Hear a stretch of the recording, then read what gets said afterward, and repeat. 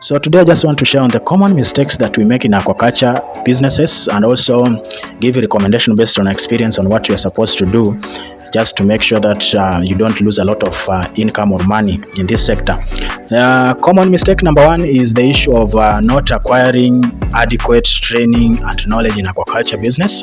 And when I talk about training and knowledge, you need to know the technical know-how and also the business aspect of it, just to make sure that whether you are going to recruit someone to run this business for you, you understand how it works. You are going to come up also with innovative ways on how you are going to run your business, because even if you are going to employ someone, be 100% sure that anything that needs to happen in this business depends on you, the person who owns the business. So make sure before you start this business, you go ahead and acquire knowledge and skills in the sector. Another mistakes we normally do in this area is the issue of not acquiring and also adapting to the market trend that is existing, and also future trends in aquaculture business. The reason being, most of you, before you start this business, you are supposed to go and do a market survey, but you don't. As I've said, you find like you started that business because you thought it's going to work, or you thought because someone is doing it and it is working, yours is going to work. It does not apply that way. Don't ever assume that.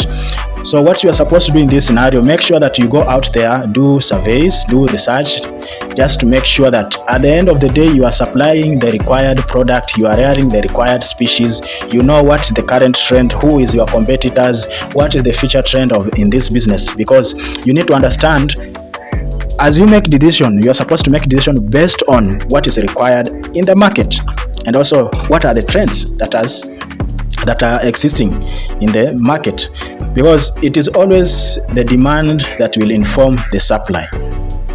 So please, before you start that business, go ahead and do market survey. Another mistake that we normally do is the issue of not keeping records, or sometimes I will say inadequate record keeping. Some people will do their daily work without recording anywhere. This is very dangerous, because in aquaculture business, you need to understand that each and every decision you are going to make depends on the records that you have kept. Some of you doesn't know last month how much did you feed your fish. Some of you even doesn't know what is your water quality standards. So in this case, I'm looking at you and I feel remorseful, because record keeping will give you a leeway and also help you to make the right decision. Also, it will help you whether to make a decision whether you're going to expand, whether you're going to continue with this business, because you will understand whether you're making profit or loss through record keeping. But if you are doing your daily activities without recording anywhere, without keeping any record, it doesn't matter whether it is a hard copy or a soft copy, then I tell you for free, you are going to fail terribly in this aquaculture business. So make sure that you do the right record keeping. Another issue is in compliance regulatory issues. You know, as you start, government will assume that they are closing their eyes. But I want to assure you, once you start making a lot of money from that business, then be 100% sure that you are going to make some penalties, because you did not acquire the required documentation or permits before you started. Because I do understand, when you want to do aquaculture business, you need to tell us the waste. What are you going to do with the waste? So in this case, you need an EIA.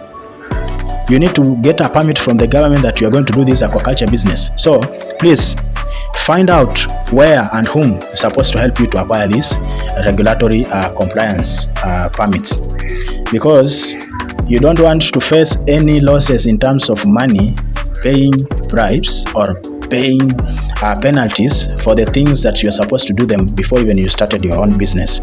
Another issue I'm looking at is the issue of inadequate feeding practices, and this is due to some of you, or majority of you, doesn't do a sampling of your fish. You think once you put your fish in the pond, or you put your fish in the cage, or you put your fish in any kind of system you're using, then that's the end of it. No. Some of you will overfeed, some of you will even underfeed, because you don't even understand which kind of system are you using.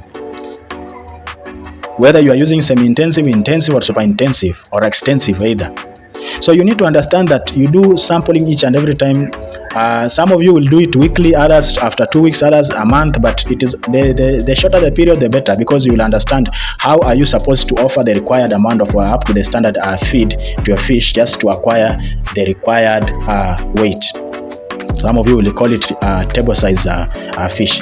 So make sure that you do sampling to help you know how much are you going to feed your fish, and also it will help you to inform whether your fish is growing okay, or there is a mistake, or there is something you need to do just to ensure you acquire the required weight based on the market demand. Another issue is the issue of lack of proper planning, and this happens in the initial stages. As I've said, you saw someone doing it and you thought like, I want to do it. You did not even sit down and plan. You went ahead and just venture into it without even acquiring proper knowledge, or you did not do any research based on what you want to do, because you need to have a plan on production cycles, stocking density, kind of feed you are going to feed your fish. So each and everything that is involved in this system, you need to have a plan to it. So in this case, you find like I've visited a lot of clients, and you find someone, because of that, just waking up today and you want to do aquaculture business, you find even your ponds are not done well. Your systems, there were a lot of mistakes that have been done, because I've said there are difference between passion and also people who are after money. You brought in people who want to just get money. You did not bring in people who are after passion.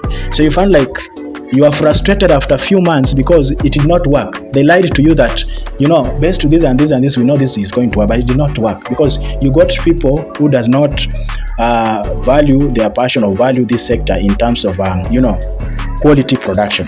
So make sure that you have a proper planning at initial stage to help you avoid losing a lot of money, because I say the aim of our production is to reduce the cost of production. If you cannot reduce the cost of production, then you are going to make terrible losses in your aquaculture business.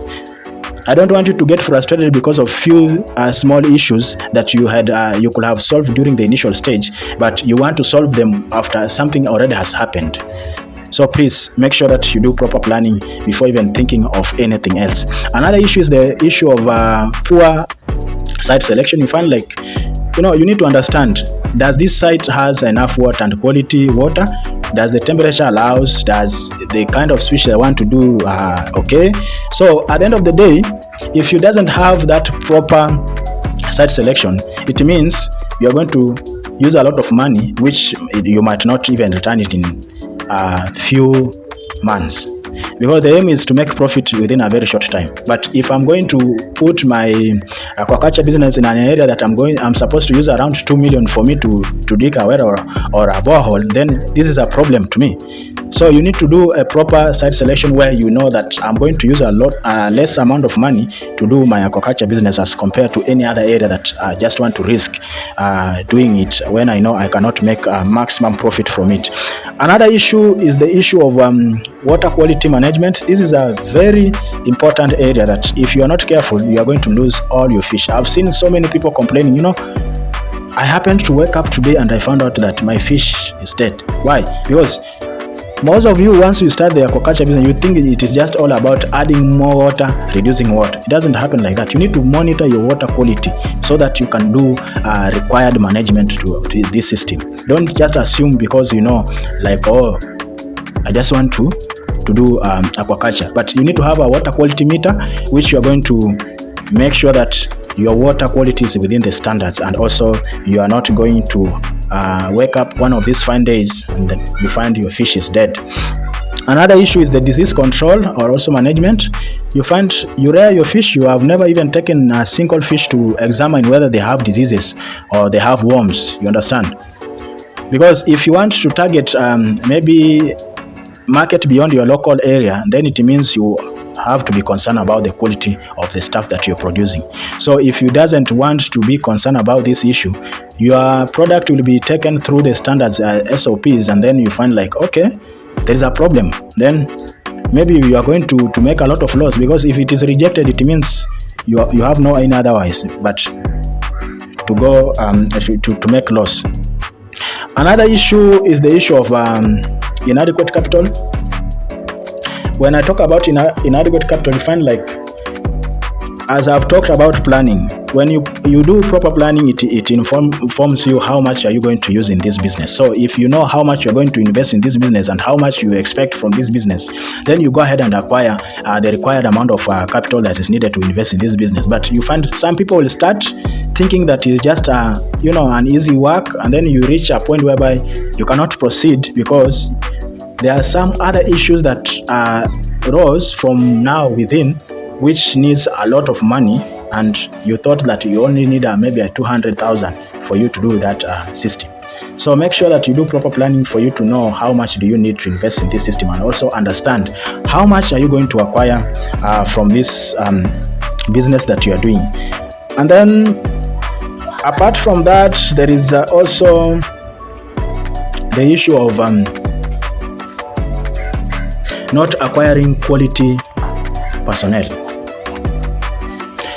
I will always say the mistake we do is you start up a business, you look for people who call themselves experts or consultants, and after all, they will come with a quotation of very high amount of money.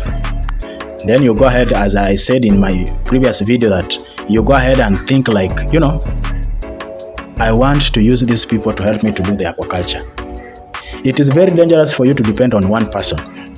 I will always advise my clients, after you have asked me questions, you have consulted with me, go ahead and find someone else who will give you another perspective on whatever I was trying to talk about, just to understand whether what I'm telling you, is it something that is required, or is something that I'm just trying to play around with your mind. Because you see, we have encountered people who think they know, but at the end of the day, we came up with a system that does not work anymore. I've ever visited someone who has 20 ponds, but they doesn't have a system that will dispose water. And this area is a very good place to do that. But at the end of the day, because this person was after money, they have dug a lot of ponds which are not well done. There's no slopes, there's no dikes, it was just like dig, put liner, then put water, put fish, proceed. So you find like this guy, I felt remorseful because it was like it cannot be undone. The mistake has happened, and it has happened because they relied on personnel who thinks they know what they're supposed to do, but they don't. And in this sector, always be ready to learn, because aquaculture, you will never get a full exposure in terms of learning aquaculture. Each and every day something comes up. It is something that I call it is a full-time job. You need to understand that. So please avoid these common mistakes for you to ensure that your system is well working, your business is going to make a lot of profit, and you will remain relevant in your sector without any frustration. Thank you for watching. See you in the next video.